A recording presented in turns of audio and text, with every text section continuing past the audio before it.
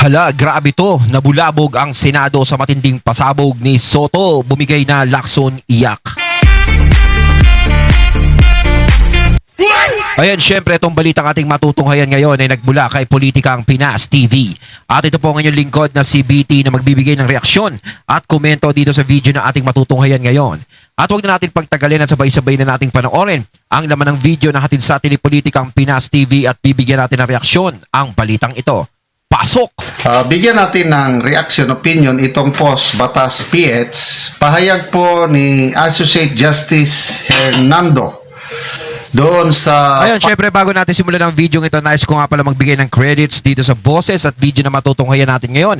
At bibigyan ng reaksyon walang iba kundi si General Macana. Syempre huwag niyong kalimutang suportahan ang channel ni General Macana. Syempre huwag niyong kalimutang suportahan yan. Mag-subscribe kayo dyan mga katunay. At huwag niyong kalimutan mag-follow. Ayan, para maging updated po tayo sa mga vlogs, reactions, sa mga balita na hinahatid sa atin ni General Macana. Ayan po yung The General's Viewpoint. Ipagpatuloy natin. Final decision ng Supreme Court, yung pagbasura nila sa motion for reconsideration ng House of Representatives. Lumalabas na tamimi, na bulaga, na supalpal ng todo ang House of Representatives. So ito, warning, supalpal sa House Speaker, House Majority Floor Leader, mga House Leaders, pakinggan nyo itong opinion, concurring opinion ni Justice Hernando. Associate Justice Ramon Paul Bernardo emphasized that the Supreme Court will not allow the House of Representatives to corrupt or circumvent the Constitution through the mishandling of the impeachment complaint against Vice President Sara Duterte.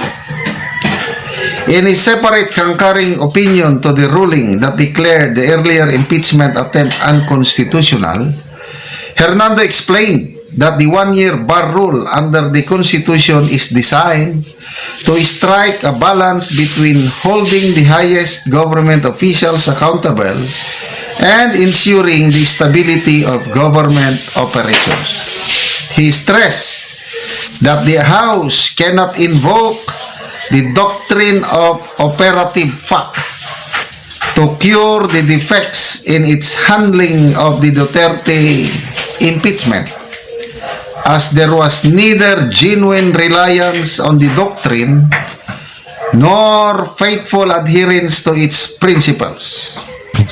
Instead, the House merely resorted to a narrow legal and technical approach.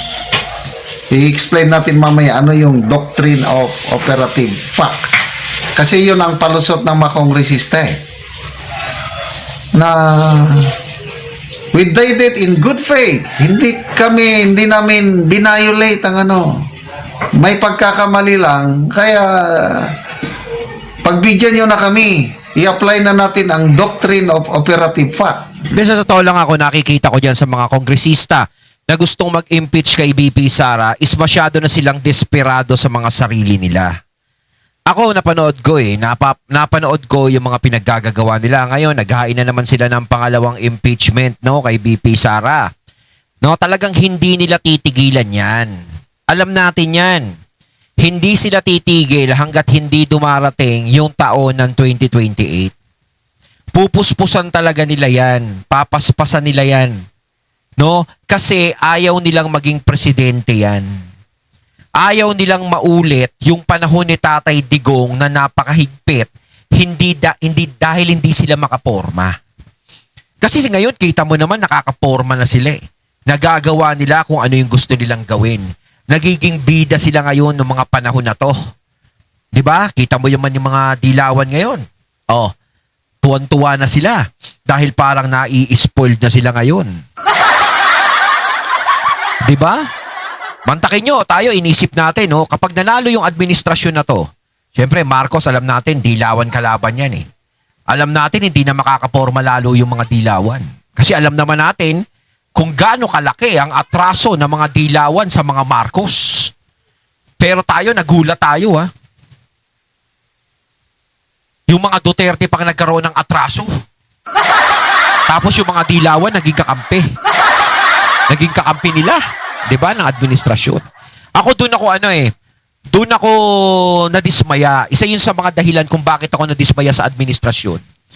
Dahil yung mga taong nagpahirap sa inyo, yung mga taong nagpalaya sa inyo, yung mga taong humamak sa inyo, dumura sa inyo, dumapastangan sa pamilya nyo, bukas loob nyong tinanggap, ilang dekada kayong winalangya. Diba? Diba? Sobra, grabe. Halos pati tatay nyo hindi na nirespeto, hindi nilibing. Diba? Humihiling kayo na ilibing dito pero ayaw nila. Diba? Sobrang ginawa nilang pambabastos. Tapos ganyan. Samantalang yung mga Duterte napakalaki ng naitulong sa administrasyong ito. No? Napakalaking bagay ng mga Duterte kaya ang administrasyong ito ay nabuo. Muling nagbalik ang mga Marcos. Tapos ang mga Duterte pa ang naggrabyado. Tapos etong mga kongresista na ito, no, na naghahain ng impeachment kay VP Sara, it's so kakapal na mo. Alam namin ang tunay na hidden agenda nyo. Kaya nyo ginaganyan yan. Meron ako nakitang isang congresswoman na babae. No, huwag na nating banggitin yung pangalan. Sinasabi niya, yung paghahain ng impeachment kay VP Sara is para matigil na yung walang katapusang pagwawaldas ng pera ng taong bayan. 125 million daw ay napakalaking halaga, 'di ba? At kailangan ng taong bayan 'yon, imbes sa taong bayan na pupunta. Maganda 'yung sinabi mo. No? Maganda 'yung sinabi mo. Pero sa tanong ko lang doon sa congresswoman na 'yon, no? Yung mga nangyayari ngayon na bilyon-bilyon yung nawawala, bakit hindi mo binabanggit? Bakit yung 125 million ang pinag-iinitan mo, pero yung mga bilyon-bilyon sa confidential ay sa flood control project, sa flood control scandal na yan, hindi nyo matira-tira. 'Di ba? Parang malaki ba ang 125 million kaysa bilyon? Tapos sinasabi nyo pa, yung impeachment na ito ni VP Sara ay pinakihihintay ng taong bayan. Sinong taong bayan yung naghihintay? May nakikita ba kayo nagrarally sa EDSA na milyon-milyon? May nakikita ba kayo nagrarally sa EDSA na milyon-milyon? Sa Luneta, milyon-milyon? Na nagsasabing, Sara, impeach? Siguro kung may nakikita kayo, bilang lang sa mga daliri nyo, mas marami pa nga yung dahon, yung mga puno dun eh. Yung mga, dahon dun sa puno. 'Di ba? Pero hindi taong bayan na nagpapaalis kay VP Sara. Kayong mga nakapwesto na natatakot matanggal sa pwesto o natatakot masagasaan ng mga Duterte, kayo ang natatakot na bumalik ang mga Duterte, kaya gusto nyong paalisin ang mga Duterte. Kaya ayaw nyong patakbuhin ang mga Duterte. Personal ang ginagawa nyo. Hindi para sa taong bayan ang pinaglalaban nyo, kundi para sa sarili nyo. Hindi nyo lang inaamin yan, pero alam nyo sa sarili nyo yan. Yung taong bayan, alam kung ano ang ginagawa nyo eh. 'Di ba? Ito yung exact statement ng Justice. I stress that with the respondents' House machinations, the one-year bar rule was not only corrupted, but veered away from its purpose. It was circumvented. A mechanism crafted to foster balance between stability and accountability and given life through jurisprudence in order to achieve those ends was instead handled in a manner comparable to any other procedural hurdle or technicality that must be overcome. As guardians of the Constitution, the court cannot allow this degradation. O parang, forgive my word, huwag niyong babuyin ang konstitusyon. Di na kami papayag niyan. Anong doctrine of operative fact na sinasabi nyo? Hindi yun sinunod. Ito, sinerge ko, what is doctrine of operative fact? Mahirap ito eh. Sabi, it is a legal principle that says, even if a law or executive act is later declared unconstitutional. Itong ginawa nila kay BP Sara, unconstitutional. The actions taken and consequences that occurred before the declaration are not automatically erased, but may be sustained for fairness, but preventing chaos or undue burden, especially when people acted in good faith, relying on the law's validity. It's an exception to the rule that an unconstitutional law is void from the beginning, allowing courts to balance strict legality with practical justice and equity, but it's applied cautiously only in extraordinary circumstances. Pasensya na kayo, medyo malalim ito. Ang naintindihan ko lang, doctrine of Kapag operative English fact. general, talagang natatahimik tayo dyan. May batas. O yung ginawa nilang impeachment, unconstitutional. Yung pagkakamali nila, pwede daw kalimutan o pwedeng pagbigyan dahil they acted in good faith. Hindi naman daw nila sinadya, parang ganun. Sabi ng korte, hindi pwede. Palusot nyo lang yan. Sinerecombine nyo, dinigrade nyo, binaboy nyo ang proseso. Kaya hindi kami papayag. Diba? Talagang hindi sila makaporma hanggat nandiyan dyan ang Korte Suprema, no? Kaya tayo magpasalamat tayo dahil ang Korte Suprema diretso ang utak at hindi nadidiktahan ng kung sino-sino. Ngayon ang problema, yan, pati sila na mga gustong magtanggal sa mga Duterte kay BP Sara, nagagalit sila sa nagiging desisyon ng Korte. Diba? Parang ang Korte Suprema ang nagiging kontrabida sa buhay ng mga taong gustong magpa-impeach kay BP Sara. Dati, si Cheese, 'di ba? Tapos tuwang-tuwa kayo natanggal si Cheese, no? Sa pagiging Senate President kasi hindi pinalusot ni Cheese ang impeachment nyo kay BP Sara. Na buong akala nyo kakampi nyo si Cheese. Tapos biglang binaliwala ni Cheese ang impeachment nyo.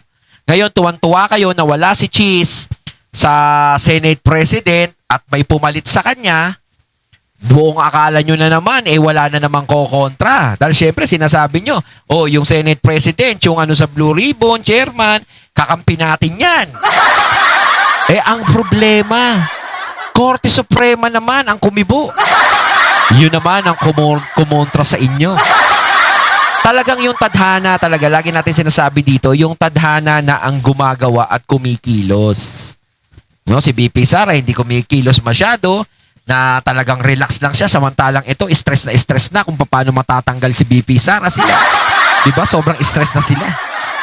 Kaya tadhana na mismo ang kumikilos. Kita nyo, nagugulat na lang tayo sa mga nagiging resulta. Diba? Ang sarap pakinggan yung mga ganyang kangkaring opinion ng ating. Kaya, buhay na buhay po ang hustisya sa ating bansa. Yes, yan talagang buhay na buhay. Buhay na buhay talaga yung hustisya dito sa ating bansa na binastos nila. Diba kung tutuusin talaga, no, yung pagkakadala kay PRRD, parang pambabastos yun sa hustisya dito sa bansa natin. Dito, si PRRD dapat nililitis, hindi sa ibang bansa. Kung merong kasalanan si PRRD, dito sa bansa natin dapat managot si PRRD. At aminado naman si PRRD at gusto niya rin namang mangyari yon. Kung meron siyang pananagutan sa batas, dito sa bansa natin mismo. Diba? Hindi siya natatakot harapin kung ano yung mga reklamo sa kanya. Kaso nga lang, diba? Hindi nyo pinadaan sa tamang proseso, hindi nyo pinadaan sa Korte Suprema, hindi nyo pinadaan sa hustisya dito sa atin at dinala nyo yung kapwa natin Pilipino sa ibang bansa at pinabayaan yung hatulan ng mga banyaga. Diba? Samantalang yung mga banyaga na yon walang jurisdiction sa atin. Wala silang jurisdiction pero tinanggap pa rin nila si PRRD. Kung tutusin, pwede rin silang ireklamo eh. Diba? Kung tutusin ata, diba? Pwede ata. pasalamatan natin ang Diyos na nagbigay sa atin ng mga matitinong Supreme Court Justices. Parang ano yan eh, parang yung ano yan, yung pangyayari na ano, may nagnakaw ng isang bagay, tapos yung ninakaw niya, binenta doon sa isang tao. Di ba bawal bumili ng nakaw? Oh, parang ganyan yan. Sinasabi, kinidnap to si PRRD. Kung kinidnap man si PRRD, kukunin nyo siya, kinidnap siya, galing sa illegal yan.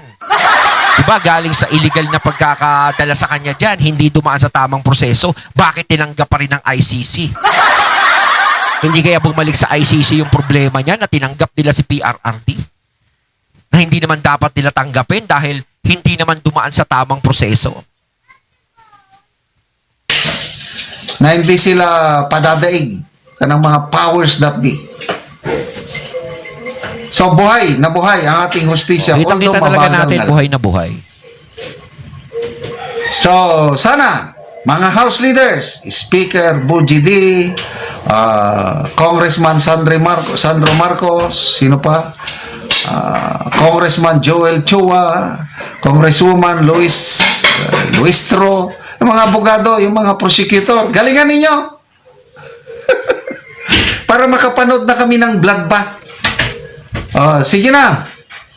Oo nga pala, no? Yung bloodbath, no? Sabi ni BP Sara nga, parang gusto nga ni BP Sara, sige, kung gusto nyo akong impeach nyo ako. Pero talaga, sigurado sa paglubog ni BP Sara, merong mga taong lulubog din. Parang ganun yun eh. Ako nga, hinihintay ko rin yung bloodbath na yun eh. Diba? Pero, ano yun kasi kapag na-impeach si BP Sara eh. Pero, para sa akin, kung, syempre, huwag na natin paratingin doon sa bloodbath na yun, mas maganda hindi na siya ma-impeach. Diba? Lahat naman tayo. Kasi, parang napaka-unfair naman kasi na nangyayari na sila gusto nilang ma-impeach si BP Sara pero si PBBM ayaw nilang ma-impeach. Yung taong bayan, ganito nangyayari. Yung taong bayan ayaw ma-impeach si BP Sara. Si PBBM ayaw ma-impeach ng mga nakapwesto. Diba? Ganun yun eh. Sa Dilima, Enteveros, Akbayan, Persis. Si Dilima, nanguna sa pangalawang impeachment daw yan, di ba? Tapos meron pa to si Castro, yung pagbumukha ni Castro, tapos yung congresswoman na kulot, di ba yun, yung babae. May mga kasama pa silang mga alipores doon, impeach, Sara, parang gano'n. Meron pa silang choreography sa pagkaganon, impeach. Mga comedy. Diba? Kasi ako hahamunin ko yung mga kongresista na yan. Gusto kong hamunin. Gusto ko po kayong hamunin. No? Ipakita nyo naman po talaga sa amin na taong bayan talaga ang gustong mag-impeach kay BP Sara. Kasi lagi nyong ginagamit yung taong bayan eh. Lagi nyong ginagamit na taong bayan ang gustong magpa-impeach kay BP Sara. Dininig na yung matagal na hiling ng taong bayan. Bakit hindi po kayo gumawa ng isang malawakang rally na talagang magsasabing gusto ng mga taong yon na i-impeach si BP Sara? Tapatan nyo po yung dami na ipinakita ng Iglesia ni Cristo. Higitan nyo. Yun na lang, yung pinakita ng Iglesia ni Cristo na rally, yung milyon-milyong katao, dito lang, na isang taon nata, ipakita nyo na kaya nyong higitan yun. At ang sasabihin ng mga taong yon ay i-impeach si Sara Duterte. Kaya nyo bang lumikom ng milyon-milyong katao na hihiling ng impeachment kay BP Sara? Diba? Lumikom po kayo. No? Pero pag hindi nyo nagawa yan, ibig sabihin, hindi taong bayan ang gusto magpa-impeach kay BP Sara, kundi kayo. Kasi kami alam namin na kayo lang ang gustong magpa-impeach kay BP Sara. Ngayon, para mabali na yung ganitong paniniwala namin, ipakita nyo na talagang gusto ng taong bayan. Ngayon, kapag wala kaming nakitang ganun, please lang po, huwag nyo na pong gamitin ang taong bayan sa mga pagsasalita nyo na gustong ma-impeach si BP Sara. Diba? Kita niya, Makabayan Black. Hinintay na namin, mag-file na kayo February 6. Ba't galingan ninyo, sundin nyo ang proseso para matuloy na ang bloodbath. Sige. Oh. Kaya lang, sabi ni Senator Soto, impeachment is now an impossible dream. Talagang umalma siya ng todo yung decision daw ng Supreme Court na yan. Pagbasura with finality ang impeachment complaint is judicial overreach. Parang wala na. Dinidiktahan na kami ng Supreme Court. Ayon, natating natunghayan ng video na nagmula kay Politika ang Pinas TV at syempre natunghayan natin ang boses at video na yun na binigyan din natin ng reaksyon na nagmula kay General Macanas. Kayo mga katunay, anong masasabi nyo tungkol dito? Comment lang po kayo sa comment box. So once again, I'm BT and I'm out. Peace.